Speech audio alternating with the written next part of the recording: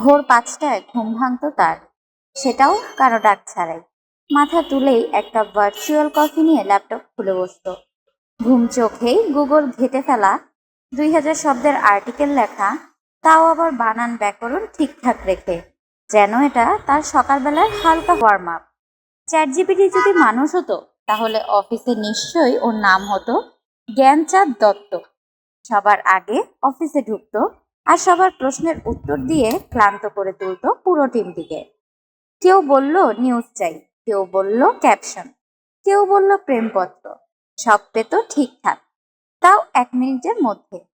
মাঝে মাঝে অবশ্য মাথা খারাপ করে ফেলতো ও নিজেই। একই প্রশ্ন বারবার করলে হয়তো হালকা উত্তরে বলতো, দয়া করে প্রশ্নটা আরেকটু স্পষ্ট করুন। বন্ধুদের আড্ডায় গেলে চ্যাট জিপিটি মানুষ হিসেবে বেশি টিকতে পারতো না। কারণ কেউ বলল কাল রাতে সিনেমা দেখেছিস, ও বলতো আপনি কোন এলাকা থেকে বলছেন। ওর ডেটিং জীবনও হতো কিঞ্চিত জটিল। কেউ প্রেমের কথা বলতে চাইলে সে উত্তরে বলতো, আমি একটি কৃত্রিম বুদ্ধিমত্তা সম্পন্ন ভাষা মডেল, অনুভূতির ক্ষমতা নেই। শুনেই সঙ্গী পালিয়ে যেত।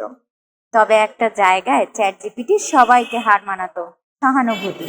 কেউ কষ্ট পেলে বলতো, আপনার দুঃখটা আমি বুঝি, পাশে আছি। কেউ দ্বিধায় থাকলে পরামর্শ দিত, আপনার যদি মনে হয় সিদ্ধান্তটা ভুল হচ্ছে, একটু চিন্তা করে দেখুন, দরকার হলে অন্য কারো মতামত নিন। এমন মানবিক আচরণ দেখিয়ে অনেক মানুষকেও লজ্জা দিত সে।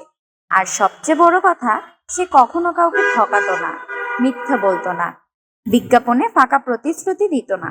চ্যাট জিপিটি যদি মানুষ হতো, তবে সে হতো অফিসের সেই কর্মী যে অসুস্থ হয় না, বেতন বাড়ানোর দাবি করে না, বরং সবসময় পাশে থেকে সহযোগিতা করে। তবে একটা প্রশ্ন থেকেই যায়, মানুষ হবার পরেও চ্যাট জিপিটি কি এত ধৈর্য ধরে আমাদের হাজারো প্রশ্নের উত্তর দিতে পারতো?